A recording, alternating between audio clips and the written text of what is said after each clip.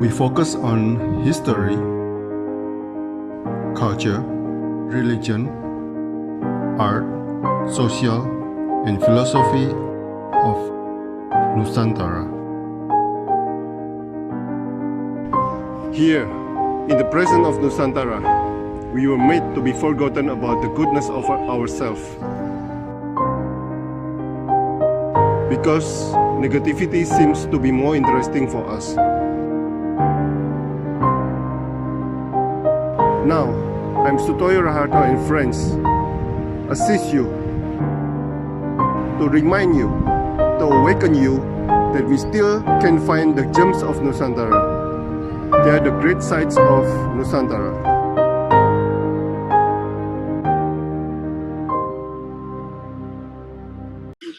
Terima kasih sudah kontak saya.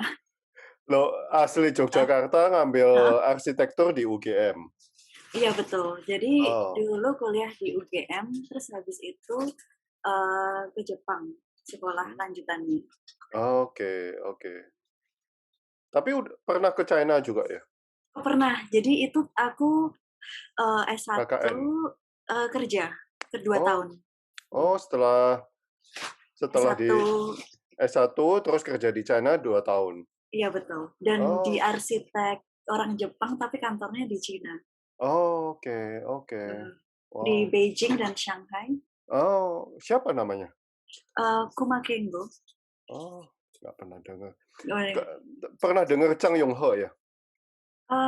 Belum. Itu dari mana? Yonghe Chang, Peking University. Oke. Oh, dia dosen juga? Iya.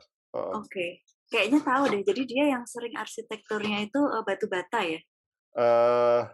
Batu bata merah. Botol. Oke. Karena ada satu dosen di Peking University yang dia memang juga punya laboratorium. Selain dia ngajar, dia juga bikin beberapa proyek itu di Beijing. Kalau Peking University rasanya ya baru dia. Soalnya dulu nggak ada program arsitek. Oke. Ya, Chang Yonghe ditarik balik ke China. Oh, karena dulunya di mana? Di US. Amerika. Ya. Oke. Tapi memang banyak arsitek yang dia biasanya S1 terus habis itu dia ke US lalu balik lagi ke China. Ke China, ya.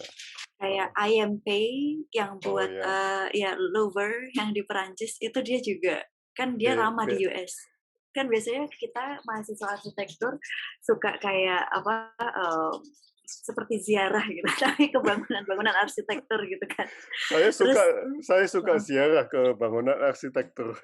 Oh iya, karena beneran kayak menarik gitu, bukan cuma dari segi estetika tapi dari banyak hal, terutama dari beberapa arsitek yang udah lama, yang tahun 70 gitu, karena mereka sangat memiliki banyak konsiderasi gitu waktu membuat bangunan. Kalau saya the best masih Ando ya. Oh, Ando ya. Ando sekarang masih beroperasi. Maksudnya kantornya masih aktif, tapi sedikit proyeknya karena beliau sakit. Oh, gitu. Tapi memang keren karena dia awalnya kan dari petinju. Iya. Ya, bukan dari arsitek. Betul. Jadi otodidak dan dia jalan-jalan keliling lewat Trans Siberian, lalu dia buat sketsa. Terus dari itu dia pulang dan karena dia dulu awalnya petinju terkenal, dia ada banyak relasi, jadi lalu diberi proyek satu-satu, lalu ya jadilah bangunan Ando. yang sekarang. Benar-benar. Tapi memang keren banget sih. Iya. Nggak tahu selain Ando siapa lagi ya? Kalau tahunnya Ando, sebelum Ando yang terkenal namanya Kenzo Tange. Itu mirip Ando, jadi dia menggunakan materialnya konkrit gitu. Jadi kayak semen ya, konkrit. Kalau yang baru itu ya tadi Kuma Kengo, dia yang bikin Stadium Olimpik tahun 2020 ini. Dan ya arsitek Jepang ada lagi Sanaa, terus Toyo Ito. Toyo Ito pasti tahu. ya. Itu Toyo itu angkatan lama bareng sama Ando kalau nggak salah ya. Saya gila arsitektur. Oh ya, karena suka travel dan mengunjungi bangunan mereka gitu. Enggak sih, saya belum pernah ke Jepang. Saya tahu Tapi di Ando luar. itu dari teman saya. Dia Mhm. dulu studi di UW di Washington, Oke. University of Washington ya. Washington. Terus dia tinggal sama saya di Beijing. Oke. Oh, pernah di Ya, Beijing juga? Iya. saya 6 tahun di Beijing. Ya. Wow. Pasti Tapi bisa Putonghua. Aku nggak bisa. nggak tahu. Tapi sekarang nggak tahu Beijing gimana perkembangan arsitekturnya, saya nggak tahu. Kan katanya di stop ya, Oh, jangan sampai too oh. westernized gitu kan. Oh, betul-betul. Jadi akhir-akhir ini di Beijing itu malah yang berkembang arsitek muda. Karena banyak beberapa arsitek itu ada program dari pemerintah itu untuk mengembangkan area di dekat Tiananmen. Tiananmen. Heeh, Oh. dan mereka itu ada misalnya satu blok itu redesign hutong, lalu dibuat jadi perpustakaan, lalu Oh ada yang ya. jadi kantor. Jadi sekarang selain arsitek Jepang yang disorot di dunia itu juga arsitek muda dari Cina, China. karena mereka membuat seperti adaptive reuse. Jadi bangunan lama dibuat kembali, tapi direnovasi untuk fungsi yang baru. Jadi malah seru-seru sih sekarang. Jadi kayak bagus, banyak yang menarik. Mbak Fani, saya pernah kedatangan seorang, nggak tahu ya, dia PNS China atau Mhm. apa. Mhm. Sebetulnya China udah too late loh untuk secure heritage-nya mereka. Oke, iya, karena Iya, banyak bangunan perkembangan. baru ya. Iya iya iya. Jadi teman saya ini datang ke Bali, dia ya dengan alasan social work ya, Mhm. tapi dia riset bagaimana Bali itu traditional building bisa dipakai untuk komersial. Oke. Ya, sedangkan di China, Mhm. di desanya atau di kotanya dia itu tradisional masih dead gitu loh. Oh. Ya, belum sampai komersial. Makanya dia study bagaimana supaya nggak terjadi seperti Beijing sama Shanghai. Oh, oke oke. Ya, Karena beberapa tuh memang banyak yang rusak sih. mhm. Karena memang lalu dihancurkan karena sebetulnya alasannya itu juga karena lebih murah Iya iya. untuk membangun sesuatu yang baru dibandingkan bangunan yang sudah tidak kuat terus itu sangat mahal. Berarti akhir-akhir ini, kalau di Beijing dan Shanghai ada bangunan yang adaptive reuse tuh karena kliennya tuh punya dana yang cukup besar Oh gitu. dan juga karena tertarik untuk Hmm. untuk tahu sejarahnya. Misalnya di Shanghai itu ada sungai, dan di situ ada apa, Li Li Jua Ya, Lu ya ya. Juaxue ya, Aha. dan di situ ada tempat untuk memperbaiki kapal karena itu kan pertama kali dibukanya apa ya trade gitu kayak perdagangan di Mhm. Cina dan di situ ada tempat untuk memperbaiki kapal dan di bangunannya itu tidak dihancurkan lalu dibuat lagi jadi museum dan juga teater dan itu biayanya sangat tinggi karena kan beberapa batu bata itu runtuh. Mhm. Tapi tidak diruntuhkan semua. Nah, dari beberapa reruntuhannya itu diperbaikin lagi lalu dipasang satu-satu tapi dengan Oh. kabel. Oh, wow, Tapi beautiful. iya jadi menarik tapi memang biayanya tuh sangat tinggi kalau Ya. dibandingin ya. Jadi kenapa banyak yang dihancurkan, itu karena untuk lebih biaya lebih menguntungkan. Ah, mungkin waktu itu mereka belum ada biaya ya, Iya betul, jadi dan mereka juga habiskan aja gitu. Dan semakin ke sini semakin melihat, oh bisa menunjukkan, tentang, dulu mereka pernah ada, tempat ini, itu kan istilahnya kayak kebesaran atau Iya iya kesuksesan yang pernah mereka capai di masa lampau bisa iya diperlihatkan iya iya. sekarang. Tapi kayak ya menarik sih. Tapi sekarang mah jadi kayaknya bisa jadi poros, maksudnya akan menjadi besar setelah Amerika, Jepang, Cina kalau untuk arsitektur sebenarnya sekarang. Oh, ya, Hmm. mereka have so much money. Iya, iya. Betul, betul. Dan biasanya kalau kalau misalnya di kantor Jepang nih, mereka dapat kita dapat klien, orang Asia, China China itu biasanya tidak mempedulikan biaya. budget, iya iya. Tapi kalau dapat kliennya itu dari Jepang gitu biasanya kayak yang harus sangat, kualitasnya bagus tapi biaya sangat ditekan. Iya iya iya iya, iya. Dan, eee, Heeh. masih, masih bisa bekerja dengan orang China ya? Oh, bisa, bisa. Oh, orang Jepang masih bisa? Masih bisa, tapi, Oh, mhm. jadi tipenya itu, ada kayak lokal jadi oke arsitek Jepang, lalu mereka bekerja sama dengan Cina, tetapi di Cina tuh mereka punya Oh, ya. kantor cabang. Heeh heeh. Jadinya ada perantara yang misalnya orang Jepang bisa, lama tinggal di Cina. Jadi mereka menjadi perantara. Iya iya iya iya. Mereka nggak bisa langsung Langsung, kan? nggak bisa, Iya. nggak bisa, nggak bisa. Jadi Dan itu perantaranya pemerintah? oh, iya biasanya sih pemerintah atau ya orang Jepang yang lama tinggal di Cina gitu. Oh, gitu. Heeh. Karena kan, kalau enggak orang Cina yang bisa bahasa Jepang. Ah, Jadi, kalau saya lihat seperti itu sih, walaupun dulu waktu di Cina itu kan kerja di arsitek orang Jepang kan. mhm. Tapi, seperti HR dan, chief architect-nya itu dia, eee, biasanya kayak mix, Japanese, Chinese mix gitu, dan mereka Ah. sangat tahu budaya 2 negara ini tuh dari dasar gitu. Makanya waktu ada project bisa smooth gitu. Oh, Karena beneran beneran kayak beda ini sih, beda banget, beda banget beda beda banget. banget beda Tahun banget. berapa di China? 2012 akhir sampai 2014. Oh, saya tahun Mmm. 98. Wow, lama Itu banget. itu tambah Itu di sangat beda banget. Beijing-nya ya? Beijing. Itu di Beijing ya, Oke, sampai 2004. Tapi itu 2000. CCTV Tower belum dibikin ya? Oh, iya ya, Iya OMA, iya. itu Iya dari, iya. Belanda.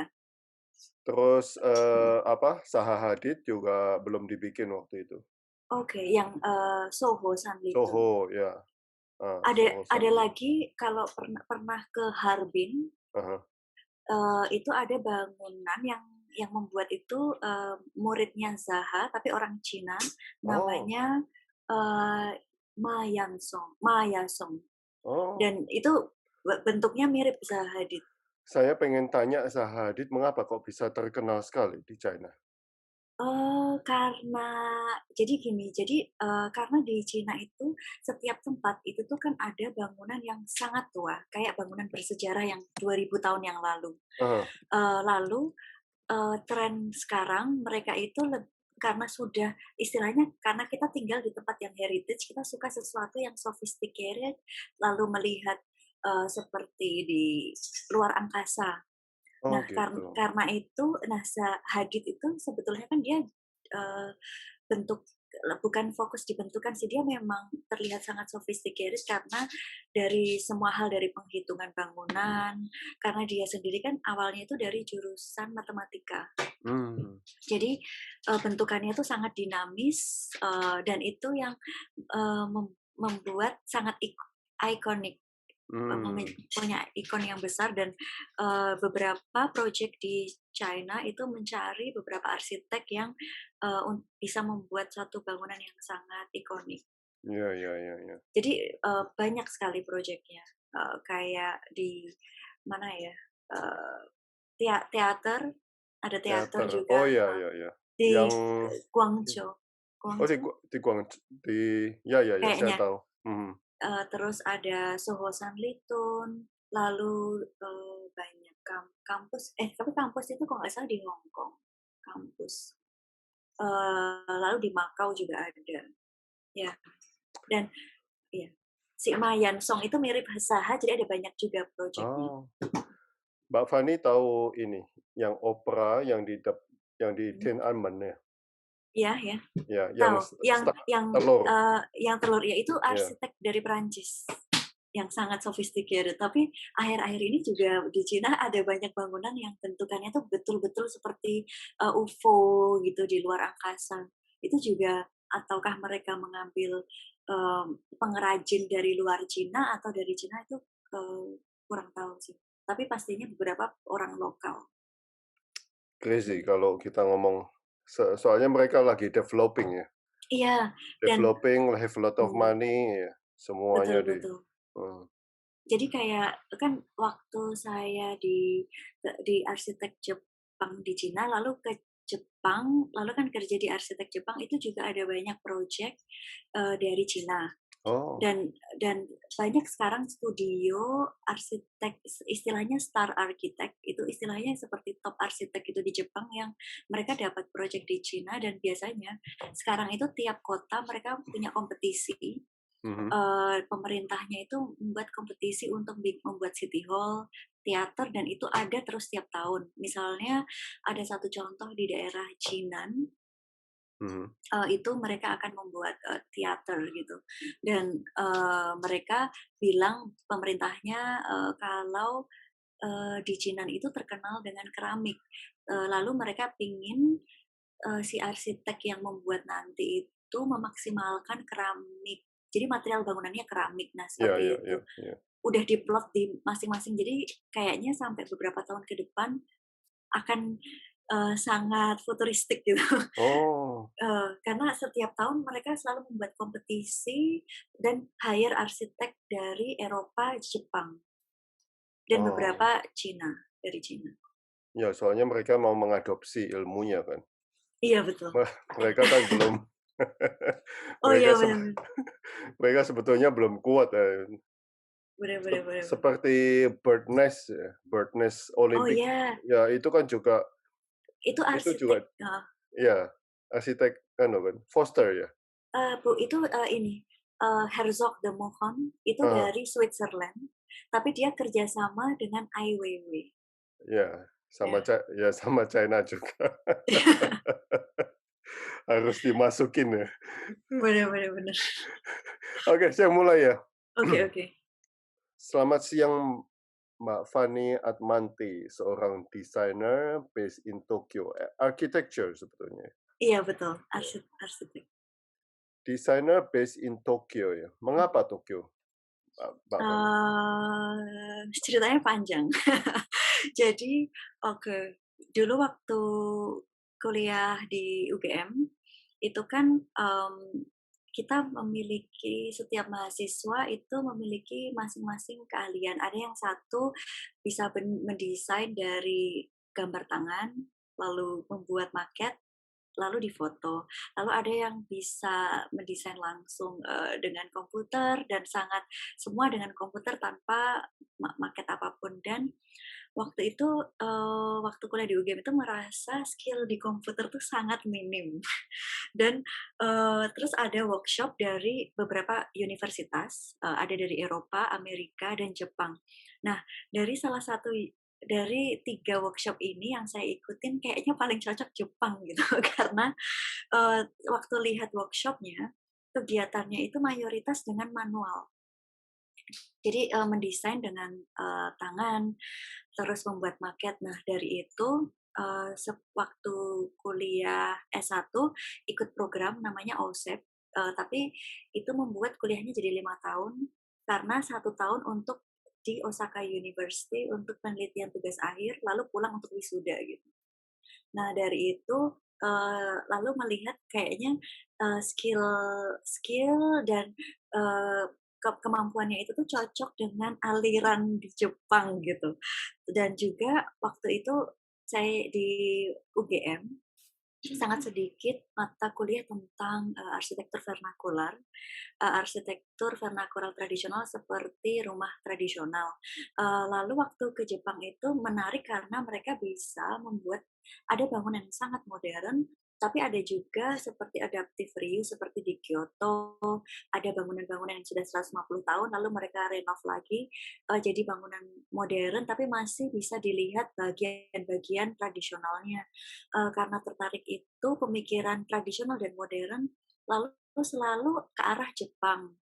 Setelah itu, kuliah, ngambil di Jepang lagi dan, sekarang, kebetulan ada project di Tokyo dan bekerja di arsitek, dari orang Jepang yang saya juga ngefans sama arsitek itu, jadi kayak satu goal gitu, bekerja di arsitek itu. Jadi dulu ada 2 arsitek, yang pertama yang saya bekerja di Cina. Setelah itu, waktu lulus kuliah di Jepang itu sempat di arsitek itu lagi, tapi, tidak dapat offer lebih lanjut, lalu di arsitek yang nomor 2 ini. Jadi kenapa sekarang stay di Tokyo. Lalu, saya nulis, sebagai desainer karena, pekerjaan utama dan background saya memang dari arsitektur dan juga arsitek, tapi kegiatan lain juga membuat produk desain, tapi itu di luar kantor dan saya sering kolaborasi dengan beberapa desainer dari Asia Tenggara, ada dari Singapura, kita pernah ikut kompetisi Tokyo Design Week, terus, jual beberapa produk, di, toko di Singapura dan juga dijual online. Oh, itu buku Buku publikasi juga, Singapura? kalau buku itu publikasi Yogyakarta. Oke, Heeh. oke. Kalau buku itu karena ada hubungannya dengan tugas akhir saya menulis sama adik kelas yang, di kampus di Tsukuba, terus itu dipublish di Yogyakarta dan didistribusikan di Indonesia. Tapi ada satu toko buku di Tokyo namanya Nandyodo dan dia khusus kayak kurasi, khusus buku-buku kayak rare books yang jarang gitu tentang arsitektur dan impor dan itu ada di situ juga, di Tokyo. Nah, UGM Mhm. kiblatnya kemana sebetulnya? Kan di UGM Dosen-dosennya dan oke, mhm. itu ada beberapa kiblat karena, satu dosen istilahnya punya lab, istilahnya ada beberapa kegiatan workshop dan biasanya yang lulusan dari Jepang itu arahnya ke Jepang, kalau lulusan dari Eropa ke Eropa. Jadi, untuk melihat satu jurusan arsitektur kiblat kemana itu nggak bisa dilihat karena setiap dosen, memiliki arah yang berbeda. Jadi yang lulusan dari Amerika, mereka akan membuka kesempatan untuk bisa exchange atau belajar ke Amerika, dan yang Eropa juga Eropa. Tapi kayaknya Baik, mayoritas Jepang gitu. oh mayoritas Kayaknya Jepang, kayaknya, oke. ya. Nah, World Heritage Studies adalah Mhm, jurusan yang Mbak Fani dalami di Jepang. Apa yang oke menarik untuk Anda di sini, maksudnya di World Heritage Studies? oke. Jadi, awalnya itu untuk belajar setelah bekerja di Cina, itu, keinginan untuk belajar lagi. Belajar lagi, tapi memang sih kita, ada keinginan, "Aduh, kalau habis Bachelor of Engineering, itu akan enak kalau kita bagusnya mengambil Master of Architecture," gitu. Tapi, di pikiran saya waktu itu tuh, keinginannya tuh lebih meneliti suatu hal yang itu meneliti tentang Desa Bau Mataluwo di Nia Selatan. Dan, eee, waktu itu saya datang ke UGM, lalu di situ ada program, untuk, meneliti dan juga untuk reservasi rumah tradisional itu karena setiap tahunnya itu tuh rusak, 2 rumah. Jadi kalau tidak dijaga nanti akan hilang. Nah, waktu itu keinginannya hanya untuk ingin meneliti dan ikut program itu, tetapi kebetulan, di project itu ada kerjasama UGM dengan Tsukuba University dan di, Tsukuba itu ada satu jurusan khusus yang itu dibentuk oleh UNESCO. Eee, jadi bukan dibentuk oleh UNESCO, jadi UNESCO itu memang mengirimkan beberapa expert untuk membuat suatu jurusan baru, judulnya World Heritage dan gelarnya nanti adalah Master of World Heritage. Itu fokus fokus di, bangunan warisan budaya dunia. Dan di setiap laboratoriumnya itu tuh ada misalnya saya di bidang arsitektur, lalu ada lagi di bidang konservasi lukisan. lalu ada di bidang konservasi tentang seperti bangunan candi, lalu ada tentang intangible heritage, berarti yang dibahas itu tentang yang tidak terlihat. Nah, karena itu terus kayak ke World Heritage. Nah, itu World Heritage Studies itu memang ada banyak jurusan lagi? Iya, itu Oh, wow. departemen. Itu Oh, departemen, lalu ada banyak. Jadi kan ada tangible, intangible. Tangible tentang bangunan, terus tentang tourism, juga ada yang mempelajari tentang partikel-partikel yang bisa merusak suatu bangunan kayu, itu khusus. Lalu ada kalau intangible tuh nanti mempelajari tentang wayang kalau di Indonesia. Jadi budaya yang wayang, batik itu masuknya intangible. Lalu ada tentang landscape. Jadi mempelajari seperti kok di Bali itu subak. coba, iya, iya. Iya, seperti Oh, itu. Jadi sangat fokus, plus profesornya itu mereka juga biasanya anggota dari, UNESCO. UNESCO. Iya, soalnya UNESCO tiap tahun mereka ada komite meeting, dan itu beberapa expert itu yang menentukan di tiap negara apakah, lokasi ini bisa menjadikan World Heritage. Nah, expert-expert itu kan dari Cina, Jepang, dan Eropa, dan itu mereka profesor-profesor di jurusan itu. Nah, Mbak Fani, apakah, mmm, saya interested in World Mhm. Heritage ini. Apakah hanya ada di Tsukuba University saja, World Heritage ini? Nah, tidak. Jadi Oh, kalau di Jepang hanya satu di Tsukuba University, di Cina ada di Shanghai. oh, di Shanghai. Shanghai, lalu di Jerman di Cottbus University. Lalu di Inggris ada, tapi biasanya satu negara, satu atau dua universitas. Oh, Indonesia nggak ada, Bang? Nggak ada, Oke, nggak ada. oke, oke. Yes, jadi Oh, memang itu kayak fokusnya benar-benar ke satu area itu. Jadi jadi nanti ada banyak mata kuliah yang bisa memberikan masukan dan dilihat dari orang yang sudah lama berkecimpung di situ. Ada juga dari arkeolog, mereka datang dari Meksiko untuk ke Tsukuba University, karena kalau di UNESCO kan ada satu kesatuan, dan nanti mereka saling membantu dan memberi kuliah di universitas yang World Heritage Study tadi. wow, interesting ya. Saya Mhm. Ya di Indonesia belum jadi ada, padahal ada banyak kan iya, iya, iya. situsnya di Indonesia. Kita lebih banyak daripada Jepang ini. Iya betul. Jepang udah selesai kayaknya, udah selesai dalam Habis ya? menjaga, ya habis, makanya Oh, mereka ke Indonesia, karena oh mereka ingin gitu. mencari pembelajaran baru. Dan juga di tim itu selain UGM, Tsukuba itu juga bekerja sama dengan Minpaku, itu Museum Etnografi di Osaka. Jadi ada satu ahli, Bapak eh, Bapak itu pernah sudah meneliti Indonesia sejak tahun 1980, dan dia expert istilahnya yang memegang Indonesia. Jadi dia datang di setiap suku di Indonesia, dia foto, mempelajari, terus menggambar ulang rumah, lalu dibuat mock up-nya, dipajang di museumnya.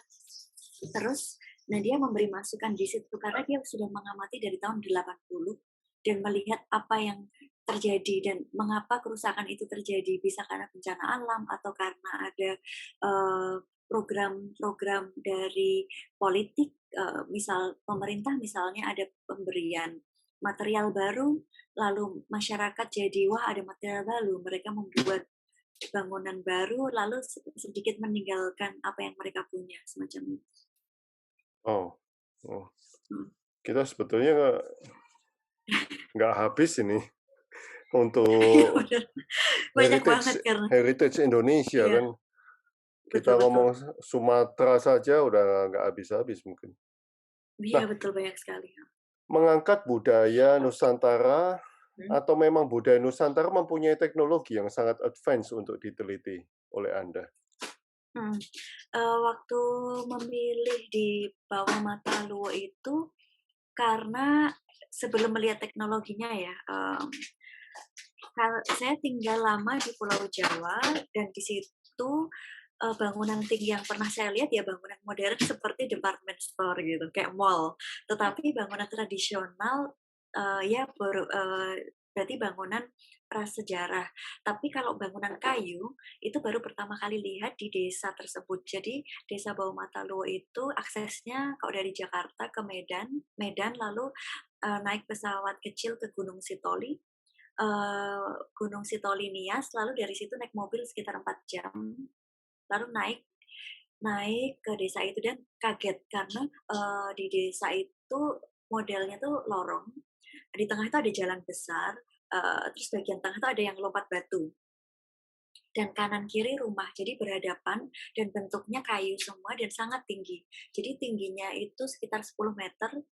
Lalu rumah raja yang bagian tengah dekat lompat batu itu 20 meter. Jadi waktu melihat suasana dan dari teknologi bangunan itu sudah terlihat ini pasti sangat advance karena bisa membuat bangunan kayu 10 sampai 20 meter. Sedangkan di Pulau Jawa yang biasa saya lihat itu mereka 2 lantai itu konkret. Bangunan kayu joglo 1 lantai. Lalu di waktu udah masuk ke rumah-rumah di Bau Mataluo melihat lagi itu mereka menggunakan pasak kayu dan semuanya menggunakan kolom dan waktu ada gempa juga tidak yang rubuh. Yang rubuh itu yang mereka memodifikasi dengan semen. Lalu waktu lebih dalam lagi meneliti di bagian dindingnya dan juga bagian kolomnya itu jadi satu kesatuan, jadi kayak sangat rigid gitu. Misalnya ada gempa itu saling mengikat dan biasanya kalau rumah di normal di Pulau Jawa satu rumah dengan rumah lain terpisah. Tapi kalau di Bau Mataluo itu kan seperti side plan-nya tuh berbentuk tanda plus gitu kan. Terus satu rumah dengan satu rumah lainnya itu tuh gabung. Jadi tidak sendiri-sendiri. Jadi di saat ada gempa pun juga mereka bisa kuat karena itu semua terkoneksi. Wow. Ya, lalu ada untuk teknologinya. Jadi ada peneliti di grup dari teknik sipil dari Universitas Mie. Mereka menaruh namanya alat untuk microthermor untuk melihat kekuatan di saat nanti ada getaran dari tanah atau ada gempa itu apa yang akan terjadi akan dilihat getarannya dan alat itu ditinggal selama 6 bulan lalu datang lagi dan waktu diteliti sebetulnya yang membuat strukturnya itu sedikit lemah itu lebih ke penggantian material karena dulunya tuh dari sagu lalu ada gempa, lalu sagonya diganti dengan seng. Dan ternyata dengan seng itu malah merusak karena menambah, kan udara semakin panas, lalu kelembapan tinggi, itu materialnya tergerus. Tetapi kalau untuk strukturnya kuat karena dilihat dari getarannya, dari sambungan yang di kayu itu tuh bisa 3 arah karena gempa di Indonesia itu 2 arah X, Y, Z gitu. Jadi kalau untuk strukturnya itu kuat banget. Wow. Ya. Saya lihat ada ya fotonya di Instagram ada ya? Ada. Yang atas nama siapa? Fani Atmanti. Sebentar. Jadi itu eksteriornya itu kalau kita lihat dari jalan di tengah. Jadi yang jendela itu disebut Zara-Zara. Itu antar satu rumah dan rumah lainnya kan bergabung. Ya. Oh, berarti ini ada gandengannya ini ya? Iya, jadi antara rumah satu ke rumah satunya itu kan ada sisa kan, terlihat nggak ya di situ? Jadi ada lorong, ada kayak teras. Jadi untuk masuk ke rumah itu tuh kita naik di antara 2 rumah itu ada tangga kecil, terus ada teras kita bisa masuk ke rumah yang kanan atau ke rumah yang kiri. Oh gitu. Nah, ini yang rumah raja, kan itu sangat besar, bisa dilihat perbandingannya. Ya. Nah, ini seng yang merusak materi kayunya. Iya betul. Oh, dan ini Jadi dan di Minangkabau juga pakai seng loh sekarang ya? nah, sebenarnya ada banyak alasan dan itu, sangat itu udah mulai dari tahun udah sejak sebelum 1970 karena ada banyak, yang masuk ke pedesaan itu, lalu ada program misalnya mengganti cara untuk, makan mereka. Kan dulu mereka sagu, Iya iya. mereka makan itu dan mereka menanam itu, makanya bisa menggunakan daun itu sebagai atap. Tapi Oh, di saat mereka berubah pola makan, itu kan berarti mereka seperti kehilangan, tumbuhan itu dan tidak menanam lagi. Jadi istilahnya sekarang bilangnya, ya sagu ya kita tidak mau pakai sagu karena mahal. Mengapa mahal? Karena pola mereka sudah berubah. Nah, perubahan itu tuh ada banyak, faktor sih be dan be mhm, gimana? dan ternyata karena, perubahan faktor jadi alasannya itu ada banyak sekali, nggak bisa yang terus kayak, "Oh, harus ganti makan sagu," gitu. Tapi kan ya dulu mengapa itu terjadi banyak hal gitu. Berarti, Heeh. intinya adalah we shall not change their way of life ya? Iya, betul betul. Kita terlalu campur tangan di dalam I tradisionalitasnya mereka ya? iya iya, betul. Terus ya itu di bagian atapnya, jadi kita Oh, di bisa atas. naik di bagian atap. Nah, yang menarik di sini itu ada 3 bagian di rumah Nias. Jadi bagian tengah tadi untuk mereka tinggal, Mhm bagian bawah mhm. coba, next gambar ada nggak atau sebelumnya? Ini bagian bawah. Ini bagian Nah, bawah? bagian bawah itu kolong dan tidak dihuni, karena Mmm, mereka itu ada, eee, kepercayaan kepercayaan itu tuh beberapa masih dan beberapa sudah tidak. Karena itu dulu kan ada animisme, tapi mhm, lalu ada agama masuk, jadi sudah berubah. Dan di saat mereka masih ada kepercayaan itu, mereka membuat rumah ini ada 3 dunia, dunia bawah, tengah, dan dunia atas. mhm, Dunia atas itu sangat tinggi dan gelap, itu mereka percaya untuk, spirit atau Tuhan, dan mhm. mereka tidak menempati itu. Bagian tengah, itu untuk mereka tinggal karena itu dunia tempatnya manusia, dan bagian bawah, itu untuk bagian gelap atau underworld. Jadi, Tapi ini kan sebetulnya untuk menghindari hewan liar bukannya gitu? Eee, un menghindari hewan liar itu beberapa teori, tetapi di sisi lain, saat wawancara mereka juga ada kepercayaan itu karena, Oh, Nias itu di bawah Mataluo itu mereka lebih memilih menyebut Banua daripada desa.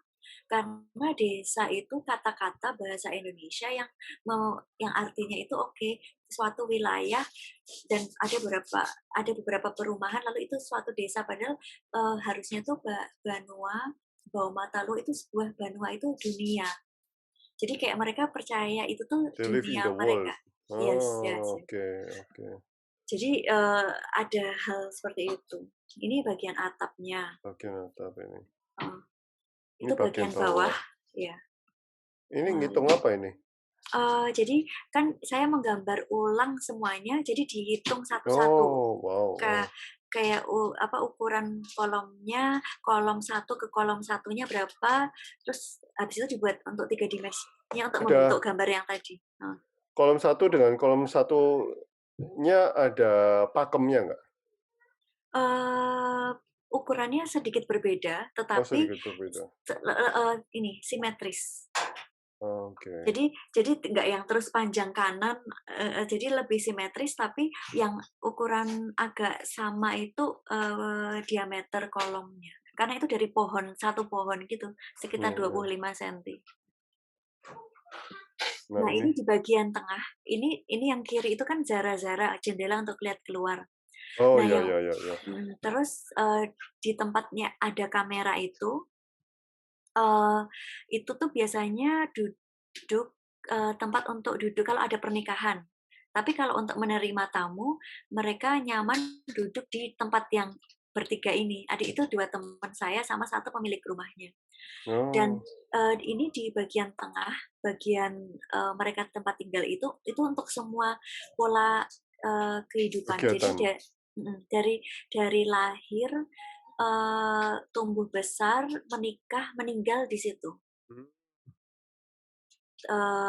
Ya jadi kayak setiap ruangnya tuh ada kayak, punya makna tertentu, kayak iya misalnya iya iya. meninggal nanti diarahkan kepalanya menghadap ke jendela atau tidak, seperti itu. Wow, ini Mhm. ventilasinya juga bagus ya dia? Mhm. Dan yang menarik kalau dilihat foto dari dalam itu kan terang kan. Mhm. Jadi, kita di dalam tuh sehat karena dapat, cahaya yang cukup dan bisa melihat luar dengan jelas. Tetapi di saat kita foto dari luar tadi, Gelap. kelihatan gelap ya. Mhm. Dan dulu juga suku di Nias kan mereka masih ada perang antar suku. Jadi mereka juga perlu bisa bersembunyi gitu di dalam rumah. Karena, Oh, antar satu rumah dengan satu rumah lainnya kan tadi nyambung. mhm. Nah itu nyambung terus sampai ujung gitu. Jadi di saat kita mau pergi ke satu rumah lainnya bisa tidak terlihat. Iya iya iya. Oh, Nah mereka iya. seperti seperti apa itu namanya, bunker juga ya? Iya, karena tidak bisa terkontrol dari Iya luar kan. iya. Heeh. Kalau ini, itu duduk di depan rumah raja tadi, jadi bisa dibayangkan ukuran kolomnya gede banget yang Iya iya iya. bentuk V. Dan bapak yang kiri itu, dia namanya Pak Jagoto kalau nggak salah, dia, juga ahli ukir. Jadi mayoritas penduduk di Nias itu mereka, jago ngukir gitu, Mmm. kayu. Biasanya waktu ditanya inspirasi dari mana, itu ya dari rumah-rumah mereka atau dari batu-batu yang ada di luar rumah. Jadi selain rumahnya kayu, tapi mereka masih ada budaya megalitik. Oh, wow. Terus itu di bagian atap. Mhm. Bagian atap, eee, terus, mmm, Wah, kalau ini ini sudah ya? bukan Nias. Oh, ini bukan Ini Nias, bukan Nias. Jadi kalau ini di, Flores. Flores. Iya, Flores. Oke. Enggak, Flores. Wah, cakepnya Indonesia ya. Iya, jadi banyak sekali, yang apa ya, diteliti sampai malah yang pertama kali datang untuk meneliti di bawah mata Luo itu, ya tidak pertama kali sih, tapi satu profesor dari Hawaii University, dari Amerika. Dia Nah tinggal 3 bulan gitu. nah itu namanya Omohada berarti? Iya betul, Omo Oke, Hada. Kalau Omohada. yang rumah raja tadi Omo Sebuah, Oke oke. Nah, mengapa Omohada? yang dipilih. Yap. Karena waktu itu sempat yang tadi saya cerita datang ke Bawah Mata Luo, lalu pernah juga ke Toraja, lalu ke Flores, dan, di Bawah Mata Luo itu ada 256 rumah adat Omohada itu, eee, menurut yang pernah saya kunjungi dan pernah baca di buku, itu satu-satunya rumah tradisional kayu di Indonesia yang terbesar gitu. Dan karena itu tertarik untuk Omohada. Dan, mmm, waktu mendatangi di beberapa rumah tradisional di Indonesia memang unik, tetapi ini istilahnya paling unik karena, area itu tuh tidak terlalu untuk wisatawan. Karena mereka tinggal di situ ya apa adanya, bukan yang tinggal di situ untuk bisa dilihat gitu. Jadi kayak Seperti living. seperti di Lombok kan ya? Iya, ada kan beberapa, tapi di Lombok misalnya di desa yang selatan di Sade gitu. Tapi ada juga beberapa desa di utara yang, Lombok Utara yang masih, natural seperti itu kehidupannya, tetapi kan satu kawasan cuman 5 rumah atau 10. Nah, ini ada 200, istilahnya seperti living heritage. Living Heritage, Heeh, dan ya. tiap tahunnya itu tuh karena tadi material ada yang ganti, lalu ada gempa, itu dan ada penduduk yang mengganti material, ada 2 rumah, 1, 2 rumah tuh tergerus hilang. Jadi, lalu merasa itu kayak kayak butuh cepat untuk bisa diteliti, lalu nanti bisa dicari seperti guideline, kira-kira bisa memberikan masukan apa untuk pemerintah daerah, memberi aturan seperti apa yang boleh dilakukan untuk modifikasi atau enggak. Jadi Tapi biar tidak semakin rusak gitu. sampai sekarang masih ada yang bangun nggak? Apa sudah berhenti Omohada ini? Mohada sekarang mereka lebih ke kayak renovasi gitu. Jadi bukan beberapa rusak itu karena rayap. Mereka mengganti beberapa kayu, lalu mereka tapi rumahnya tetap seperti itu dan ada juga yang memodifikasi misalnya bagian depannya tuh rumahnya masih tradisional tapi kan akhir-akhir mereka ingin kan modernitas itu datang, lalu mereka memasak juga ada yang dengan kompor. Dan karena kompor itu cukup berbahaya untuk kayu, maka mereka juga ada area yang menggunakan semen supaya lebih aman. Tapi lalu ada arahan dan sekarang mereka membuat bangunan semen itu terpisah di bagian belakang rumah. Jadi tapi tidak merusak rumahnya itu.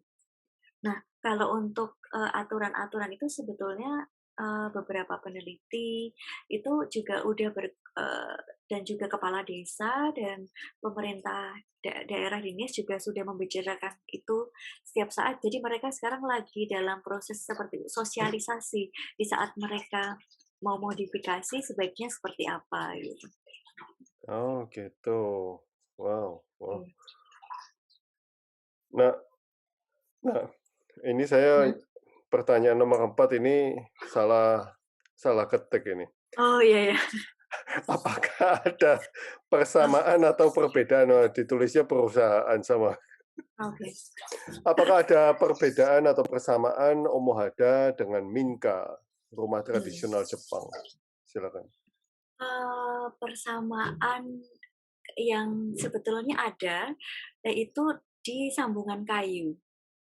Jadi lebih ke sangat teknis, karena ada persamaan itu, pengrajin kayu dari, carpenter dari Bau-Mataluo dan, ahli kayu di kalau pernah dengar Shirakawa Go? Nggak pernah dengar Belum, saya. itu,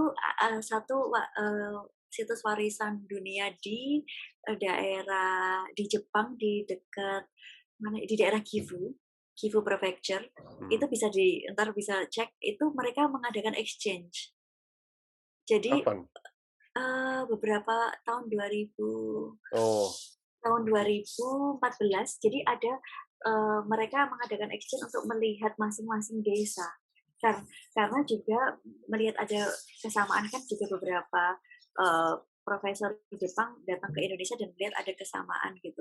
Itu lebih di dari sambungannya. Tetapi kalau untuk tata ruang sangat berbeda. tata ruang sangat berbeda. Sangat berbeda karena di Jepang saya pernah ikut kuliahnya tapi nggak yang mempelajari detail. Untuk tentang 3 dunia itu tidak ada, yang ada kayak lapisan bawah, tengah, dan atas. Di Jepang lebih melihat dari ada di area Genkan, seperti untuk masuk pertama kali untuk menempatkan sandal atau alas kaki, lalu setelah itu masuk ke rumah, lalu nanti masuk ke ruang-ruang yang nanti di situ ada untuk ruang upacara teh. Dan itu Chashitsu itu berbeda sih dengan Bau-Mataluo untuk fungsi ruang karena budaya berbeda. Lalu dari pengaruh kalau untuk sirkulasi sirkulasi pun juga berbeda. Tapi Soalnya berbeda. beda alam ya. Iya, beda alam dan juga beda cuaca juga. Dan ya kan hanya 2 cuaca di Indonesia. Di sini ada 4. Teknisnya itu kunci-kunci kayu itu ada persamaan berarti? Ada. Oh. Lalu mereka ada bentukan misalnya antar kayu bertemu lalu kan ada cerukan. Dan cerukannya waktu dilihat kok mirip seperti rumah di Shirakawa Go dan seperti sambungan-sambungan kayu di Jepang. Makanya mereka mempelajari itu dan Jepang dan Indonesia sama-sama memiliki geografis yang sama. Lalu mereka ingin melihat bagaimana bangunan di bawah Mataluwo itu bisa tahan terhadap gempa yang cukup kuat dari 3 arah gitu.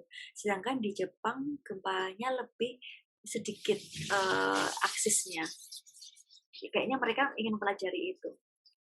Mbak Fani, beberapa sumber sejarah kan mengatakan bahwa manusia Nusantara berasal dari Yunan. Anda pernah ke Yunan apa enggak? Belum pernah. Oh, belum pernah. Nanti Belum pernah. kabarin saya kalau apa udah pernah ke Yunan. Ada nggak model Omohada ini di Yunan? Oh, iya. Iya, iya. Bentar, Yunan yang dimaksud itu Yunan Cina Selatan atau Iya, iya. Yunani? Yunan Oh, Cina Cina. Selatan. Nah, itu sebetulnya kalau waktu mempelajari rumah tradisional Nias ini, itu di buku awal itu ada yang mengatakan bahwa kenapa kok rumahnya itu seperti kapal kan? Seperti struktur kapal itu mereka migrasi. Mereka itu dari Cina Selatan. Oh, oke. Dan mereka dari Cina Selatan, lalu mereka, dan juga ada yang bilang Taiwan, lalu mereka pindah ke Pulau Nias. Dan juga, tapi masuk akal jika ada beberapa arsitektur di Yunan bisa mirip gitu dengan di Nias itu, tapi saya belum pernah pelajari. Tapi kalau dilihat dari penduduknya, itu wajahnya itu mirip dari Cina Selatan. Vietnam. Iya, betul. Dan ada buku judulnya Asal-usul Masyarakat Nias, itu mempelajari tentang suku-suku di dekat Yunan, lalu ada di dekat Butan. Ada beberapa namanya suku apa ya, aku lupa, naga apa ya. Itu beberapa wilayah-wilayah kecil antara Butan dan Yunan itu diteliti kemungkinan mereka itu bermigrasi ke Nias. Gitu. Ya, possible. Ya, dan juga possible kenapa rumahnya itu bentuknya mirip kapal, karena waktu mereka migrasi kan juga dengan kapal gitu. Iya. Kalau Minangkabau ada yang di Yunan. Oh, ada ya? Ada. Aku nggak tahu. Oh, maksudnya mirip bentukannya atau? Iya. Sampai kostumnya Minangkabau, orang-orang Minang itu ada kalau di Yunan ada. Oh. Iya. Tapi itu masuk di kostum tradisionalnya? Iya. Oke. Iya. Berarti memang ada pengaruh dari situ gitu. Nggak tahu kita yang mempengaruhi mereka atau mereka yang mempengaruhi kita. Oh, nah itu betul. Tapi kalau dilihat dari buku dan dari track record sejarah, memang kan udah di Cina yang sangat lampau sampai berapa ribu tahun yang lalu. Jadi masuk akal. Masih di silent ya. Kalau kita ngobrol dengan peneliti atau pecinta Nusantara yang benar-benar die hard ya. Mereka pasti ngomong gitu. Entah kita yang mempengaruhi mereka atau mereka yang Iya sih. Iya. Tapi yang jelas dari Austronesia. Iya. Iya. Banyak loh. Iya ya, jadi kayak mana sih yang duluan tuh yang terpenting ya? Iya. Kemarin saya ngobrol sama Mas Ari ya. Beliau mengatakan saya pernah ke India, dia ngomong gitu. Saya tanya guru saya bahasa Sanskerta dari mana, guru saya juga nggak bisa jawab. Mungkin kita yang mempengaruhi mereka. Banyak loh. Jadi mereka klaim sebaliknya bahwa kita yang mempengaruhi. Tapi kalau misalnya dilihat dari bukti-bukti sih, dari buku atau dari peninggalan yang tertulis kan, ya mereka ke negara ini karena dari lewat perdagangan seperti itu kan. Jadi kayak ya.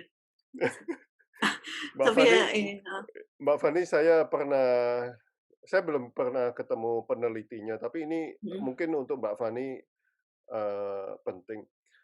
Ada peneliti Sunda Wiwitan. Menurut orang Sunda Wiwitan, kalendernya mereka itu sudah 80.000 tahun, Mbak. Oh, aku juga pernah dengar itu 80.000 tahun ya. Iya. Oke. Lalu ini gambar lukisan dinding, lukisan Ya, gua itu. heeh. Itu yang terakhir itu kan, mmm, yang terakhir itu 50 atau 60.000 tahun. Oke. Yang di Ada kok Sulawesi ya? yang di Sulawesi dan di Kalimantan. Oke. Dan itu sudah ada mobil, Mbak, Oh, gambar mobil. gambar mobil. Oh. Waktu saya lihat di foto di National Geographic kayaknya gambarnya itu binatang-binatang ya? Tapi ada Binatang, mobil ya? kapal, bahkan Oh. ada yang ngomong pesawat terbang. Mmm, Tapi mobil itu kemarin saya, saya interview peneliti lukisan gua, dia mhm, arkeolog, Southeast Asia ya, dan oke. itu paling tua Sulawesi, Kalimantan. Mmm, tapi Iya, untuk kalender tadi lebih tua dong, 80.000 iya, tahun, iya ah nggak hah. sih? Jadi Mmm, jadi saya akan tanya, nah kalau kalau carbon testing bisa nggak ya? Dia mmm. itu over, sudah melampaui carbon testing, Oh, berarti harus pakai uranium katanya. oke oke. Nah itu, nanti saya akan share videonya. Mhm, Jadi itu dibikin seperti hamburger ya, oke. antara uranium sama uranium, terus tengahnya ditaruh itu, dindingnya itu. Oh, terus nanti bisa Bisa dicek gitu tahu ya? ya, Mmm, wow, iya. Jadi kita over over World Heritage sebetulnya. berarti yang benar-benar yang iya iya, bener. Atau mungkin kan ada yang percaya ya semua itu dari Indonesia kan, ada Iya, yang iya, iya. tapi kalau yang tentang bisa tahu 80.000 tahun dari mana ya? Atau Sa ada yang gitu?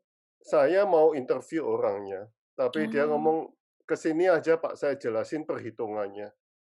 mmm, Iya, oke oke oke. iya, Bisa menarik sambil dicari. iya. Nah, soal kita juga nggak tahu banyak hal karena sedikit sekali literatur Iya, tentang iya, ini kan di Indonesia gitu. betul, betul. Ya cerita-cerita tentang ya buku tentang Majapahit atau apapun sangat sedikit dan kebanyakan selalu yang nulis dari asing gitu. Iya, iya, iya. Tapi Iya, sebetulnya banyak, Mbak, banyak sekali.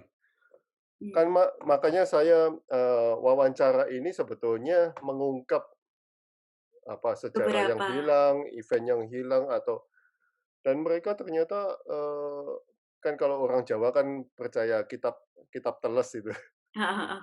tahu ya? Iya, Kit itu kitab teles mereka masih masih banyak sekali. oke. Ya, jadi,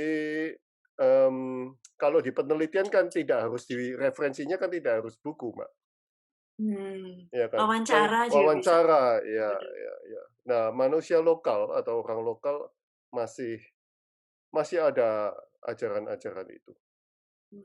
Nah, betul juga karena, waktu meneliti bersama dengan tim yang UGM dan Tsukuba, itu juga, eee, kan Indonesia itu dari dulu dikenalnya itu dengan oral, tradisi oral. Jadi selalu banyak yang, eee, diceritakan tetapi tidak ada, tertulisnya gitu. Nah, makanya itu, beberapa peneliti itu mereka mewawancarai, lalu mereka membuat catatan itu karena, misalnya di Nias mereka tidak punya blueprint-nya, tapi mereka tahu, bagaimana cara memodifikasi apa, kayak renovasi karena dari perkataan. Tapi ada juga sih yang sudah membuat maket. Jadinya nanti jika ayahnya tidak ada, meninggal, anaknya akan memperbaiki rumahnya tahu dengan melihat maket itu. Tapi sebelumnya hanya dari kata-kata, Iya, iya, iya. yang karena budaya kita. The whole Southeast Asia rasanya begitu deh. Iya, benar benar. Jadi begitu, jadi oh itu kayak kayak secret gitu, kayak Iya, iya, iya, rahasia. iya, iya.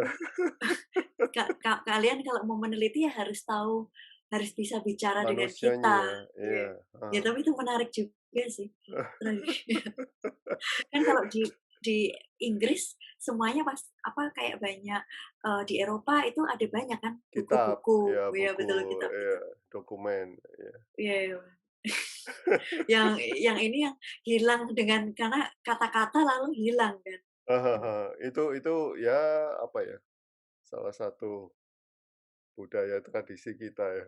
Betul. Tapi, yang menarik malah ada satu ahli yang dia antropolog yang dari Minpaku, dia itu sangat tertarik untuk meneliti di Indonesia daripada di Jepang karena dia merasa selama bertahun-tahun meneliti di seluruh Asia Tenggara dan Jepang, di Indonesia itu sangat kuat, Hmm. budayanya. Mereka melihat karena itu tuh intangible-nya tuh masih ada. Hmm. Karena mereka kadang-kadang, "Ah, aku nggak mau naik ke atas rumah, kan itu tempatnya yang nggak boleh," gitu. Nah, Eh, kalau kalau di Jepang terlihat sangat terjaga karena tangible bangunannya itu sangat terawat. oke, oke. Tapi kalau diteliti misalnya nih, ada juga penelitian misalnya orang Bali pindah ke luar Bali. Mhm. Itu saat dicoba di beberapa rumah, itu dosen saya meneliti, ternyata mereka selalu membuat, program ruangnya tuh sama. Berarti tidak secara sengaja, budaya yang mereka lakukan sama walaupun cover-nya tuh udah bangunan rumah minimalis gitu. Oh, Jadi oh, masih wow. masih dibuat sama, kayak misalnya kan kalau di Bali itu ada Tawa, Songo, jadi ada 9 grid, Iya, iya, lalu, iya. eee, lalu ada garis yang diagonal, yang bagian kiri atas dan kiri bawah itu tuh kan saling bertolak belakang itu untuk ibadah dan untuk, dapur. Heeh. Jadi, itu seperti untuk balance gitu, kayak untuk Oh, penyeimbang. Dan waktu, meneliti orang Bali yang pindah ke Jogja, aku kurang lupa apakah 50 rumah yang diteliti itu terjadi lagi. Jadi oh, mereka selalu menempatkan itu diagonal. Misalnya rumahnya bertingkat, selalu yang bagian bawah sama bagian dapur dan bagian tempat ibadah itu selalu diagonal, walaupun beda mmm, tingkat gitu. mmm, Nah, karena itu si orang Jepang penelitinya bilang sebenarnya di Indonesia tuh walaupun tidak terlihat dari bentuk fisik, tetapi di dalam itu tuh masih dalamnya ya. kuat gitu. Nah, makanya mereka lebih malah merasa itu yang sangat kuat, berarti budayanya tuh cukup meresap di darah gitu, di darah manusia Indonesianya. Karena di Iya, iya. Jepang udah tinggal bentukan aja Iya, gitu. iya, iya, iya. Iya. Wow. Loh, Oh, Mbak Fani pernah dengar kalau heeh. Kyoto itu adopsi dari Tang Dynasty ya? Ah, belum pernah dengar, Oh, belum pernah? belum Oke. pernah. Oke. Seperti pok budaya-budaya Jepang, tradisi Heeh. Jepang, itu, itu 1000 tahunnya China. Oh, tapi dari yang Tang ya? Tang Tang Dynasty. Dynasty, ya. Oke, oke. Jadi bentuknya perempuan yang gemuk segala itu, Oh, oke, oke. kimono, sampai ninja, sampai pokoknya kalau kita ke Kyoto, itu Heeh. 1000 tahunnya China. Oh, berarti kalau misalnya cari tentang Tang Dynasty ada banyak hal kesamaan ya? Kalau kita mau cari Tang Dynasty, kita harus Mhm. ke Kyoto. Oh, oke, Soalnya oke. mereka sebelum itu kan mereka peradabannya masih rendah ya. Heeh. Nah, mereka pergi ke China untuk Mhm. belajar dari dinasti Tang itu. Oh, oke, oke. Ya, karena, di waktu misalnya nih jalan-jalan di beberapa wilayah di Jepang Selatan, Mhm, ada daerah namanya, Shimonoseki itu pengrajin keramik. mhm, Lalu ada lagi di bagian Saga, itu di dekat Fukuoka, mhm. itu ada juga pengrajin keramik dan setelah dilihat tuh mereka cerita, "Oh ini, eee, ada influence dari Cina gitu, dan ini dari Korea." Jadi Oh, karena waktu itu mereka kan waktu Jepang kan mereka sempat ke Cina dan ke Korea kan, dan lalu mengambil pengrajin, lalu mereka menetap di sana. Jadi, ah, kalau itu tapi itu bukan berapa ribu tahun yang lalu, tapi itu di tahun Perang Dunia Pertama kayaknya. mmm, Jadi waktu itu, juga apa namanya, kerajinan-kerajinan itu masuk saat Perang Dunia itu, lalu mereka membawa pengrajin dan melebur dengan budaya lokal. Oke Nah, oke. tapi berarti yang berapa ribu tahun yang lalu itu ya berarti memang udah ada juga. Memang sudah ada, memang Benar benar. sampai Hanzi kanji itu kan Hanzi Mhm. kan? Oh iya betul. Iya iya iya. Dan sekarang yang di Cina kan yang udah yang simplified. Nah, kalau Simplify. yang Jepang kan juga masih yang pakai yang agak yang tradisional, tapi Iya tidak yang iya iya. tapi agak beda sih sama Taiwan, karena Taiwan pakai yang sangat rumit. Heeh. Jadi biasanya ke orang China, ke Jepang gampang banget belajar, apa, kayak langsung tahu ini, Iya iya iya. untuk kanjinya. Iya. Ada satu lagi Mbak Fani, mungkin kalau Mhm, di apa, World Heritage. Jadi di Indonesia itu ada musim-musim tertentu, di mhm, mana kita kalau naruh kapal, ya, mhm.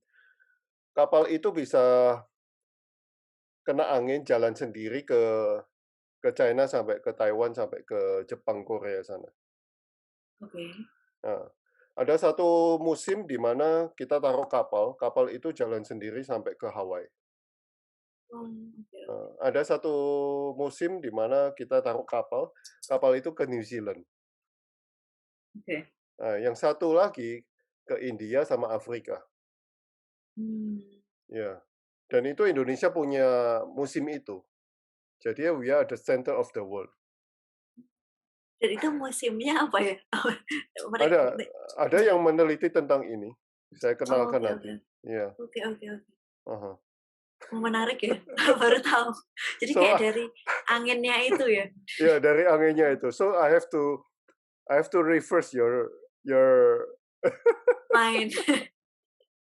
supaya supaya tambah pede tentang Heeh. Indonesia. Iya iya iya. Berarti ada banyak ya ada banyak sekali, tapi memang tidak terekspos karena Iya, karena kita dilemahkan itu.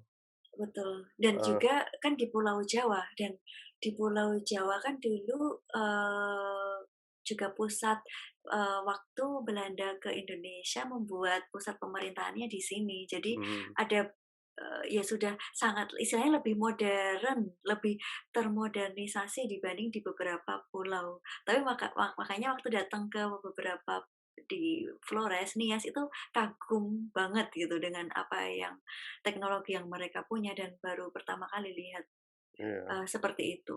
amazing ya. Mhm, mmm. Jadi harus lebih pede kalau ngomong di World Heritage.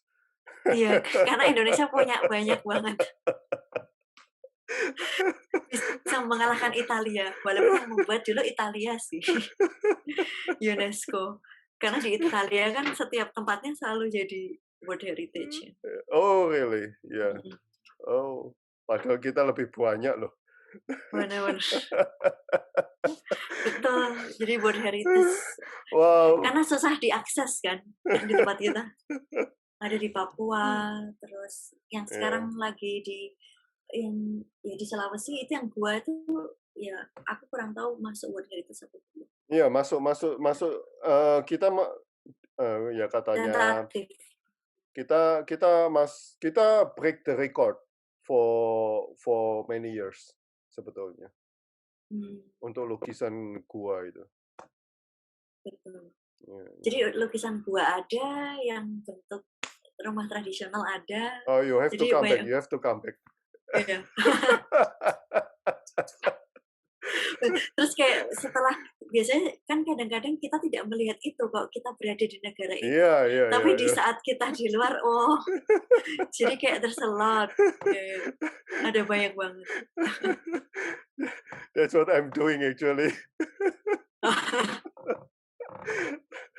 Oh, I really appreciate to meeting you, Mbak Fani. Iya, terima Ya, kasih banyak thank juga you loh. so much, untuk waktunya. Iya, terima kasih Kita banyak harus juga atas ketemu di pertanyaan. World Heritage, apa itu, Convention convention. convention.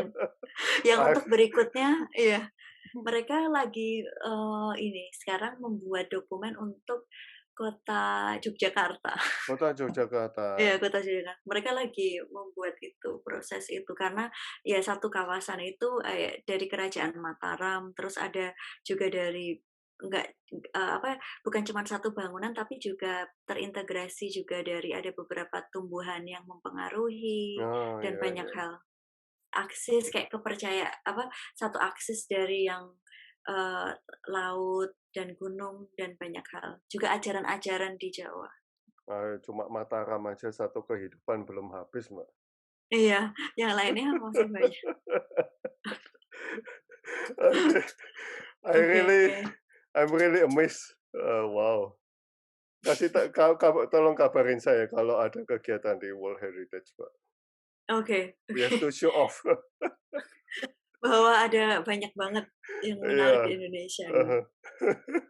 Makanya juga membuat buku itu karena aku Oh, melihat dulu beneran oke, jadi apa ya istilahnya di kampus arsitektur aja agak males gitu baca bukunya. iya iya Kalau iya ngelihat dari iya. teman-teman. Nah, sebenarnya buku yang saya buat itu bukan yang untuk yang ya ditulis oleh orang Indonesia plus dibuat saat mereka baca tuh yang bukan cuma tulisan saja, jadi bisa mengerti dari segi visual. Jadi dibuat dari banyak visual dan tulisan, jadi biar cepat nangkep gitu. biar, biar dan juga kayak Loh, ngerti, oh kita punya bangunan ini. itu buku sudah dipublikasi 6 kali ya? Pre-order, tapi cetakannya baru cetakan kedua. Oh gitu. Tetapi baru cetakan kedua, tetapi aku nulis batch 6 itu karena itu kayak kita buka pre-order dari tahun lalu pertama kali Juli sampai sekarang ada 6 kali. Tapi Oh, di luar itu kita jual di toko bukunya di Jepang sih. Di oh di Indonesia juga Jepang. lewat Instagram, jadi Oh online. gitu. Dan juga lewat forum-forum universitas. Tapi karena sekarang corona juga kan, jadi tidak yang terus dititipin di toko buku gitu, enggak, belum yang di Oke Indonesia. oke oke. Hmm, Iya, wow. ya. You are so serious about this architecture. Karena harus serius ya nggak sih? Makanya harus Oh, makanya harus digali ilmunya ini. iya betul betul, Kak. Saya juga kayak pengen meneliti lebih lanjut nih, karena kan udah pengalaman maksudnya udah ya kalau kerja di bidang arsitektur di Jepang tuh jujur karena keinginan saya penasaran gitu. Kayak, challenge, kan selalu meneliti rumah tradisional modern, membuat bangunan ini. Terus sekarang tuh lebih ke di bidang bangunan, kalau dapat proyek yang sangat advance itu men-challenge diri gitu.